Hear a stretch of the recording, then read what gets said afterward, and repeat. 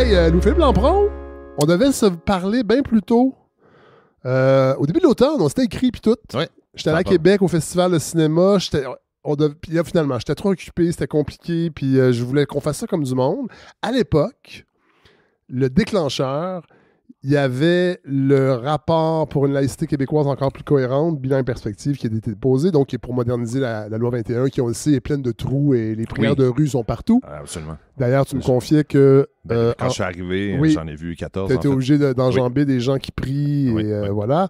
De toutes les religions, par ailleurs. Oui. C'est pas juste une. C'est juste ça, j'ai croisé des Juifs, des quand je lis chrétiens. quand je lis les journaux, c'est pas toutes les religions, il y en a juste une. Ah, OK, c'est ça. On finit par plus savoir. Ouais. Trop, Mais là, tu lèves le voile sur le fait qu'il y en aurait plusieurs. Voilà. Bon, et là, tu m'as dit, je me rappelle, tu m'as dit, watch out, parce que là, il va y avoir le projet de constitution qui n'était pas encore sorti. Oui. Puis tu vas voir, ils vont vouloir enchasser la laïcité. Là, je t'ai dit, OK, ben, dans ce contexte-là, attendons pour se parler. Boum, badaboum. Le projet de constitution est annoncé. Oui. Et là, je vois des publications, je te vois être en colère. Hein? Je pense qu'on peut dire ça. Oui, littéralement. Ouais. Non. Ce que le gouvernement fait dans sa dernière année de mandat, là, puis là, on se parle au moment où la loi spéciale sur les médecins, la loi 2, vient de passer. Oui. Bon. On va en parler à la fin, mais là, c'est ça. On va pas décortiquer la loi 2 sur les médecins, parce que André Bilodeau, qui est déjà venu à la balado, qui enseigne en médecine, qui est médecin, qui a pratiqué en Ontario et qui est maintenant au Québec. On va décortiquer ça. On va parler de l'aspect juridique, l'aspect constitutionnel ou anticonstitutionnel. On va prendre, comme on le fait souvent ici, on va s'élever un peu. Puis on va discuter de quelles sont les implications philosophico-juridique, si on pourrait dire. Oui. Commençons par la Constitution. Yes. Bon, là, ça a été débattu dans les médias. On s'entend que ce projet-là, c'est sur un coin de table, sur une napkin. Là. Ben, je sais pas si c'est sur un coin de table. Il y a plein de choses qui me laissent entendre que ça a été écrit vite, assurément, mais la démarche est proprement surréelle, en fait. Quand on parle d'une Constitution, c'est la loi des lois, c'est comme ça qu'ils l'appellent. Hein. Ça ressemble par ailleurs beaucoup au Saint des Saints, cette expression-là. C'est pas très laïque comme expression, Tout mais à fait, bon. C'est vrai. Mais au-delà de ça, la Constitution, c'est le cadre de ce que l'État peut faire ou ne peut pas faire. Oui. Et donc, c'est quelque chose qui peut pas être partisan, essentiellement. Il faut que tu y ailles vraiment avec une démarche transpartisane. Bon. Et le rapport Proulx-Rousseau, en fait, moi, je suggère désormais que toute commission d'enquête qui va être créée par la CAQ, qu'il y ait Guillaume Rousseau statutaire, qu'on rajoute quelqu'un d'autre, en fait. Comme ça, on va s'économiser des surprises. Mais donc, le rapport Proulx-Rousseau, une des recommandations, c'était quand même de dire que si on faisait autre chose que de codifier le droit, les règles, par exemple, de dire la charte québécoise, voilà, c'est une loi constitutionnelle au Québec, ben ça prend nécessairement une démarche qui implique la société civile, puis une démarche qui va être transpartisane. Et d'ailleurs, cette charte-là, ça a pris quelque chose comme 8 ans, je pense. 8 ans, 7 ou 8 ans. En débattre, en discuter. Tout à fait. Ce qui est normal pour une loi fondamentale comme ça, j'imagine. Absolument. Et elle a été adoptée à l'unanimité à l'Assemblée nationale. Voilà. Et jusqu'à ce que la CAQ arrive au pouvoir, quand on faisait une modification de fond à la Charte québécoise, on le faisait avec un large consensus et ou à l'unanimité aussi. OK. Parce que le baillon, c'est pas la CAQ qui a inventé ça. Là. Non, on parle pas de baillon. L'utilisation du baillon. Pas du tout, on parle pas. Mais là, une constitution sous baillon, ça serait quand même bien le bout de rajouter le mot que vous voulez. Mais au-delà de ça, donc... pour vrai, ça serait pas impossible. Ben, je peux pas croire, mais il n'y a plus rien qui me surprendrait venant de ce gouvernement. Si ça s'essayerait, je serais pas étonné. Là. On est bien d'accord, parce qu'ils veulent faire l'histoire, clairement. Il faut quand même avoir vu le ministre de la Justice, le jour du dépôt du projet de loi sur la Constitution, faire une publication sur les réseaux sociaux disant qu'il allait se recueillir devant les pères fondateurs, des photos de lui devant les statues, etc. Donc, on a vraiment l'impression que c'est un des objectifs de faire l'histoire avant de partir, parce que les sondages sont pas tellement bons. Bon. Pas tellement, non. Alors là, la légitimité est problématique en elle-même. Mais moi, j'avais écrit un texte cet été disant, checkez bien le blockbuster constitutionnel, parce que moi, je pensais que ce qu'ils allaient faire, comme ils sont en fin de mandat, c'est de dire, bon, ben, ils ont déjà fait des changements dans la Charte québécoise. Puis là, ils allaient les barrer avec une procédure de modification renforcée en disant, ben, ce qu'on a fait, là, la loi sur l'intégration nationale, la loi sur la laïcité, la Charte québécoise, sont toutes des lois au même niveau. Ça, c'est la Constitution du Québec. Et maintenant, si d'autres législateurs, après nous, veulent les modifier, ça va prendre les 2 tiers à l'Assemblée nationale. Ce qui aurait été illégitime. Donc on barre... C'est une métaphore parce que c'est jamais... Oui. Il n'y a jamais un cadenas puis on pitch la clé dans le fleuve. Non, c'est pas. Puis la procédure de modification renforcée, par exemple, de la Charte canadienne, là, le fameux 750, on n'est pas du tout dans le même registre ici. Pour les millions de Québécois qui ont oublié le 750. Oui, c'est pour modifier la Charte canadienne et l'essentiel de la Constitution de 82, ça prend une proposition qui va avoir l'approbation du législateur fédéral et des législateurs de 7 provinces représentant au moins 50% de la population. Fait aussi bien dire que j'en imagine mal qu'est-ce qui pourrait créer ce consensus au Canada. Donc c'est fluctuant. Bien sûr. D'une époque à l'autre. Il y a une époque où on peut avoir un consensus plus facilement. Puisque nous, on est en train d'être grand remplacés au Québec, on n'a plus le même poids qu'on avait à l'époque où cette règle... Sur le 50%, le fait qu'on diminue dans le poids relatif de la population, absolument. Peut-être qu'un jour, le Québec pourrait... Ça, est-ce qu'on peut dire que c'est un mécanisme assez rigide? Très, très, très rigide. Tout à fait. Avec raison? Trop rigide. À ce niveau-là, à un certain moment, à mon sens, c'est vrai que l'image, c'est un peu que Pierre-Elliott Trudeau, quand il est décédé, il est parti avec les clés de la modification de la Constitution du Canada. C'est vrai que c'est extrêmement difficile politiquement et en raison de la réalité de la Fédération canadienne d'imaginer un vaste projet de réforme qui atteindrait ce seuil-là, en fait. Il avait pensé à tout. Le vieux fin finot. D'accord. Mais donc, pour revenir à la Constitution du Québec, il faut savoir d'où on part. Qu'est-ce qui me met en colère, en fait? C'est la manière il y a plein de choses qui me mettent en colère dans la manière qu'a la CAQ de mener ses dossiers, surtout depuis la dernière année. Tout à fait. Mais sur la Constitution, c'est qu'on avait déjà un texte qui avait une valeur supralégislative au Québec. C'est la Charte québécoise. Oui. Adoptée à l'unanimité, je le répète, en 1975, puis qui protège un ensemble. C'est un fleuron, la Charte québécoise. Je fais une parenthèse, vous faites. C'est un fleuron pour les gens qui croient à la démocratie des droits et libertés. Voilà. Tout à fait. Parce que là, on est dans un contexte aussi de montée du nationalisme identitaire où le nous, comme les mécanismes pour débarrer des changements constitutionnels, sont assez rigides. On est d'accord. Et ce projet de constitution, c'est aussi pour diluer le pouvoir des chartes qui, restons dans la laïcité, qui sanctifient un peu les libertés individuelles. Hiérarchise, est-ce qu'on peut dire ça? Moi, je suis pas juriste. Non, je comprends. Est-ce que la Charte des droits et libertés de 1975 hiérarchise les droits et le droit individuel trône au sommet? Ben, moi, c'est le gros argument qui a beaucoup de traction publiquement, en fait, qui me pose vraiment problème. Parce que à la base, il y a une interprétation très large des droits et libertés individuels protégés par la Charte canadienne et la Charte québécoise. C'est très, très clair. Bon. Maintenant, il faut pas oublier que dans la mise en œuvre de la Charte, c'est toujours un raisonnement en 2 étapes. Première étape, il faut que la personne fasse la preuve que c'est pas farfelu puis qu'il y a effectivement un droit fondamental qui est en cause puis que l'État est responsable de la restriction. Bon. Mais après ça, on se tourne vers l'État puis on dit, avez-vous des motifs sérieux à faire valoir pour justifier l'atteinte au droit fondamental? Puis cette approche-là en 2 temps, c'est ce qui justifie pourquoi, pendant la COVID, à peu près tous les décrets là, qui ont été adoptés pendant l'état d'urgence qui a duré 1200 ans ont été contestés devant les tribunaux sur la base d'une atteinte aux chartes, mais ont été jugés raisonnables en raison de la crise à laquelle... Alors, l'idée que le gouvernement peut rien faire, c'est pas vrai. C'est-à-dire que ce qui est au cœur du raisonnement, c'est de l'imputabilité, en fait. Oui, tu peux restreindre, toi, gouvernement, le droit fondamental, mais démontre-moi que tu as plus que juste des motifs idéologiques à faire valoir pour être capable de justifier la restriction à ce droit fondamental. Je reformule la question. La Charte de 1975, les libertés individuelles sont... Je sais qu'on parle pas comme ça, j'imagine, dans le jargon juridique. Est-ce que les libertés individuelles sont suprêmes? Non, pas du tout. Ah bon, tous les droits fondamentaux. C'est la perception que j'ai. Absolument, mais c'est pas le cas. C'est-à-dire que là, c'est encore une fois, Puis on l'entend, ça. Absolument, on l'entend. C'est ça que je veux savoir. Puis ça mène à une individualisation croissante de la société. La théorie des minorités. Exactement, la tyrannie. Voilà. Ouvrons les guillemets, on est bien d'accord. C'est ça, OK. Et là, on fait aussi abstraction du fait que l'exécutif en particulier, il y en a plein d'outils pour être capable de faire passer des projets de loi puis de les maintenir en vigueur dans l'espace public. Il faut juste des fois justifier. Oui, puis après ça, tu peux quand même si tu adoptes une loi qui a des risques importants d'atteinte aux droits fondamentaux. Regarde la loi spéciale sur les médecins, par exemple. Clairement, à sa face même, il y a plusieurs dispositions problématiques puis qui entrent en contradiction avec plusieurs droits fondamentaux protégés par la Charte canadienne. Bon, ça va être contesté. Je pense que ça l'a déjà été. Bon. Mais le temps que ça dure, la contestation, ben, la loi, elle continue à produire des effets, en fait. C'est juste au bout du processus judiciaire. Bon.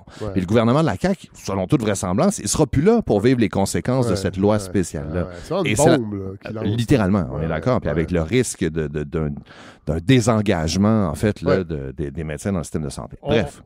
D'ailleurs, je pense que c'est ça le but, là, on va se le dire. Ben, en tout cas, ça finit. Pour que le privé devienne. Voilà, incontournable, système public s'effondre. Enfin. Oui, on a vu neiger. Bon. Mais c'est pas ça le propos de notre entretien aujourd'hui. On revient à la Constitution. Donc, vous êtes fâché pour, j'imagine, d'autres raisons par rapport à ce projet. Ben, c'est-à-dire que à la base, moi, je reviens au texte que ce que j'imaginais qu'ils pourraient faire a rien à voir avec ce qu'ils ont fait finalement. Là, ce qu'ils font, au-delà du fait qu'il y a plein de tentatives de modifier unilatéralement la Constitution du Canada, bon, on va pas entrer là-dedans. Ça marchera pas. Là.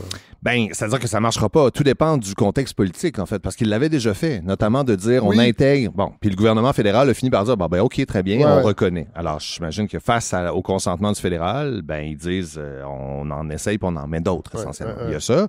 Mais sur le rapport à la Charte québécoise, puis je te dirais au gouvernement des juges, le méchant gouvernement des juges, qui n'a pas de légitimité. Qui est critiqué en France avec l'incarcération de pauvre Nicolas Sarkozy. Ben oui, puis maintenant, on a beaucoup de reportages à savoir qu'est-ce qu'il va lire pendant son incarcération. Mais je sais que Mathieu Bocoté lui amène de la lecture de façon hebdomadaire directement et des truffes. Dans un panier en osier. Des truffes qu'il cuisine lui-même, trempées dans le foie gras. J'ai hâte de voir les photos. mais au-delà de ça, c'est vrai, c'est-à-dire qu'il y a vraiment une attaque contre cette institution fondamentale-là à l'État de droit. Oui. Parce que l'État de droit, puis on le voit avec Sarkozy, mais c'est la même chose avec les coups de boutoir que Trump, de manière répétée, fait contre l'appareil judiciaire, en fait, pour essayer d'élargir le pouvoir de l'exécutif. Donc, on est dans le même spectre, là. Ben, moi, je veux juste faire attention avec ça parce que il y en a qui font le lien direct entre le projet de constitution caquiste et Trump. Non, ça, je suis d'accord. Mais l'autoritarisme, oui. Mais c'est une gradation. C'est une gradation. C'est le même sentier, essentiellement. Est-ce qu'on peut parler d'un autoritarisme tranquille? Ça, c'est intéressant. On pourrait, en tout cas, clairement, c'est moins de démocratie. Un produit du terroir. La tranquillité au Québec. Produit purement québécois. mais donc, à la base, pour que les droits fondamentaux veuillent dire autre chose que le papier sur lequel on est écrit, il faut pas que ça ait une portée déclaratoire. Parce que sinon, on le voit, tu peux faire de la rhétorique avec les droits fondamentaux. Bon.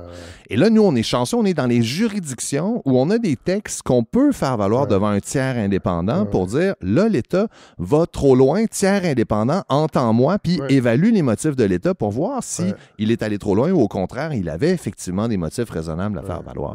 Puis ça, on écarte ça complètement du terrain, puis on n'arrête pas de faire des lapalissades en disant justement que le gouvernement, pauvre lui, à cause de l'expansionnisme des droits fondamentaux, est plus capable de rien faire. En fait, le Parlement. Le Parlement, le législateur, mais même le gouvernement, en fait, parce que avec la ligne de parti, en ce moment, c'est l'exécutif est quand même largement dans le contexte de gouvernement majoritaire au-dessus du législateur. Tout à fait. Et donc, dans ce contexte-là, puis ça revient à Agamben avec l'état d'exception, on normalise justement l'adéquation entre la démocratie délibérative et le fait que c'est le chef qui décide, puis après ça, les autres doivent suivre. Puis la démocratie, essentiellement, la capacité des citoyens à s'opposer à des décisions déraisonnables, ça se limite à la sanction de l'urne. Parce que pendant la durée de vie du gouvernement, ben c'est ça la démocratie, en fait. Fou. Et donc, il faut assumer que les décisions sont prises. Puis si on n'est pas en accord, ben on votera pour un autre parti aux prochaines élections. Puis ce qui est encore plus fou et qui me met vraiment en mot patrimonial de votre choix, c'est le fait que ce qui est au cœur de la refonte du pacte démocratique après 1948, la question des droits fondamentaux. 48, c'est la Déclaration universelle des droits de l'homme. Ah oui. Donc, après la Deuxième Guerre mondiale, plus jamais ça, etc., c'est de dire, là, on a besoin de freins. La démocratie, là, elle ne peut pas se résumer à la règle de la majorité qui décide. Ça ne veut pas dire Elle suffit pas, en fait. Elle suffit pas. On a besoin, pour éviter de retourner là où on ne veut plus jamais retourner, ça, c'est il y a longtemps, c'est poussiéreux, c'est dans les 80 ans, mais quand même, c'est ça la rhétorique. On a besoin d'avoir un socle de légitimité en deçà duquel les législateurs et les gouvernements n'auront plus le droit d'aller, même s'ils ont l'appui de la majorité, en fait. C'est ça qui est derrière les dispositions qui protègent les groupes minoritaires. Puis là, je reviens en arrière avec l'argument en disant, si vous n'êtes pas content, vous voterez pour un autre gouvernement, bien, si la mesure, elle cible des groupes minoritaires X, Y ou Z, puis là, on peut les multiplier à l'infini en fonction de qui est l'autre ou l'altérité du moment. Oui, parce que ça change d'une époque à l'autre. Ben voilà, mais qu'est-ce qui est le plus facile puis qu'est-ce qui spin sur les réseaux sociaux? Ben, grosso modo, après ça, de dire que les groupes minoritaires ont la capacité de renverser le gouvernement qui s'en prend à leurs droits, ben, c'est une lapalissade, ça marche pas, en fait. On revient donc, en affaiblissant un texte comme la Charte québécoise, on revient à la situation qui prévalait avant 1948, puis ça, c'est une perte pour tout le monde, pas juste les groupes minoritaires, parce qu'on est toujours la minorité de quelqu'un, en fait. Tout à fait. Voilà. Oui, tout à fait. Est-ce que tu as l'impression, là, on se tutoie parce que... Oui. C'est ça. Voilà. Les Nordiques. Oui. As-tu l'impression que j'aime pas ce terme-là, traction, là, c'est vraiment le mot du jour qui vient de France, mais on va l'utiliser. Cette ton d'indignation, les gens, parce que t'es pas le seul, qui sont extrêmement sceptiques par rapport à ce projet, as-tu l'impression que ça fait son chemin dans la conversation publique? Oui. Parce qu'on est dans une époque où il y a des paniques morales sur plusieurs sujets, alimentés par une certaine presse, par plusieurs politiciens de plusieurs partis. Tout à fait. La CAQ n'a pas le monopole. Absolument. Bon. J'ai l'impression qu'on a de la difficulté à saisir toutes les intrications juridico-juridiques, constitutionnelles, et qui sont fondamentales. Et je pense que ces gens-là le savent aussi. Ils le savent très bien. Et ils inondent la zone.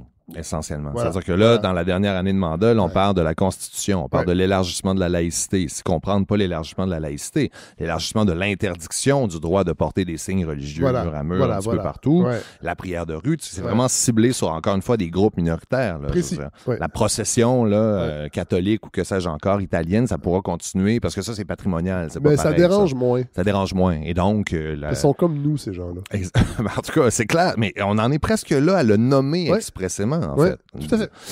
On a la question de la remise en question de la formule RAND, l'affaiblissement donc de la capacité d'action des syndicats. Donc c'est vraiment là, ils multiplient les coups de boutoir contre des contre-pouvoirs essentiellement qui existent puis qui fonctionnent dans la société québécoise, alors qu'ils sont dans la dernière année de leur mandat et que pour l'essentiel de ces projets-là, c'était pas du tout dans les cartons au moment de la dernière élection. Tu sais, au-delà du fait là, que représentativement parlant, c'est faible, ils sont à la fin d'un mandat. Tout à fait. On pourrait tout à fait statuer que juste ça, c'est suffisant pour que tout ce procès-là soit vicié. Si vous êtes au début, à la limite, vous sortez d'une élection gagnante, retentissante, même si on sait que le système électoral n'est pas parfait, à la limite, ça se comprendrait, mais là, c'est que vous êtes à la fin. Oui. Mais en fait, il y aurait la responsabilité, puis ils devraient vivre avec les conséquences de ce qu'ils sont en train. Parce que sur la durée du mandat... Parce qu'ils n'ont même pas le courage de le faire au début. Ils le font à la fin, en fait. Et là, ça pose des questions en disant pourquoi ils font ça à la fin, essentiellement. Puis moi, ce que j'espère, c'est que moi, j'ai l'impression de voir un gouvernement là, qui est complètement parti, qui est rogue, en fait, essentiellement, et qui a décidé là, on crisse le feu. Je sais pas s'ils veulent crisser le feu, mais en tout cas, on fait ce qu'on voulait faire, puis si jamais on est... Qu'on n'a pas fait pendant 7 ans. Exactement. Alors qu'on aurait vraiment largement pu le faire, puis en reparler pendant la réélection, notamment. Mais moi, je pense qu'il est important que les partis d'opposition, tout de suite, face à la multiplication de ces initiatives-là, qui sont au mieux complètement illégitimes dans le contexte, s'engagent à dire, écoutez, on en cible 3, là, initiatives, puis peu importe qui prend le pouvoir, on fait comme avec la loi 78 avec Charest, là, qui était aussi en fin de mandat, on l'abroge. On arrive en fonction, on abroge ces initiatives-là et on repart sur des bases saines avec les différentes parties prenantes, en fait, qui vont subir des effets. Ça, on n'a pas entendu encore. Non, on n'a pas encore entendu de projet. D'action concertée ou... il faut qu'il y ait une action concertée. Puis moi, je pense qu'il faut qu'on lie les fils de la tresse, en fait, essentiellement. Il ne faut pas juste regarder la Constitution comme un projet à part. Il faut voir ces initiatives-là comme un tout. Puis pour moi, l'illégitimité de ces actions-là, mur à mur, en dernière année de mandat, assis sur une surmajorité parlementaire, une super majorité parlementaire, qui a été rendue possible par la distorsion de notre système électoral. C'est 40% des voix exprimées qui mènent à plus des 2/3 des voix à l'Assemblée nationale. C'est même pas la majorité des voix exprimées, avec une majorité des 2/3 à l'Assemblée nationale. Puis là, sur cette base-là, on remet en cause vraiment là, des institutions fondamentales dans le modèle québécois qui vont avoir des impacts pour longtemps, essentiellement. Tout à fait. Dans un contexte où il est fort possible que ce soit même plus la CAQ, en fait, qui soit au pouvoir dès 2026. Tout à fait. Par rapport à la loi 2, c'est donc on est dans les chiffres 1, 2. C'est bien, c'est plus facile de les retenir. Parce qu'on est un peu collectivement nono. Parce que le temps d'attention diminue. C'est le message qu'on nous envoie. On a encore dans la loi spéciale sur la pratique médicale, là, ce qui est en train de se jouer, cette notion de restreindre le droit à la dissidence, restreindre le droit. Ça, c'est inquiétant aussi. Je veux dire, là... Est-ce qu'il y a un parallèle d'une autre époque dans la vie constitutionnelle et juridique du Québec où on a assisté à cette espèce... Parce que je pense que c'est le 7e bâillon des 2 mandats. Là, c'est bon. Qui touche vraiment des points de liberté d'expression. Puis tu sais, il y a des gens... les médias, les commentateurs se sont battus pour la liberté académique, se battent pour qu'on dise le mot en haine. Et là, on a des attaques frontales à la liberté d'expression dans sa plus pure incarnation.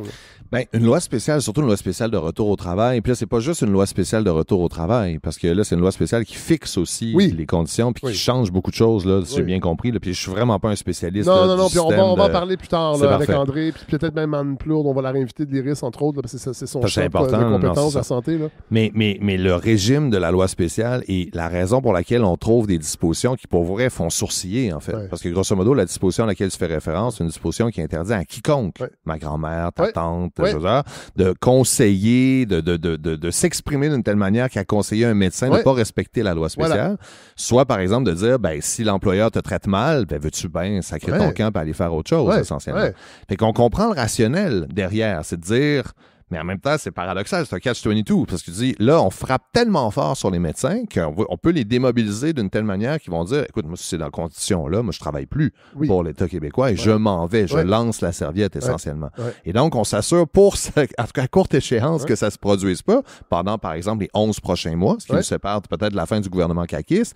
On met des mesures de cette nature-là, en fait, qui sont une atteinte invraisemblable là, à la liberté d'expression de tout le monde, d'une part, qui sont inopérationnalisables, qui laissent une espèce de nuage. Puis d'ailleurs, le ministre Dubé lui-même n'a pas l'air de comprendre la portée de sa loi parce qu'on n'arrête pas de le questionner. Puis en disant, est-ce que ça veut dire que moi, en tant qu'universitaire, comme prof d'université, que j'ai des associations étudiantes qui veulent faire la grève, machin, est-ce que je peux leur donner un conseil? Si je les empêche pas, si je les appuie, ou est-ce que je peux recevoir 500 000 $ d'amende par la tête? Puis l'absence de réponse montre bien que l'objectif, c'est de jouer avec le flou artistique pour faire taire, en fait, puis s'assurer qu'on va avoir le temps de contraindre, en fait, le groupe qu'on souhaite contraindre, puis de passer à un autre projet.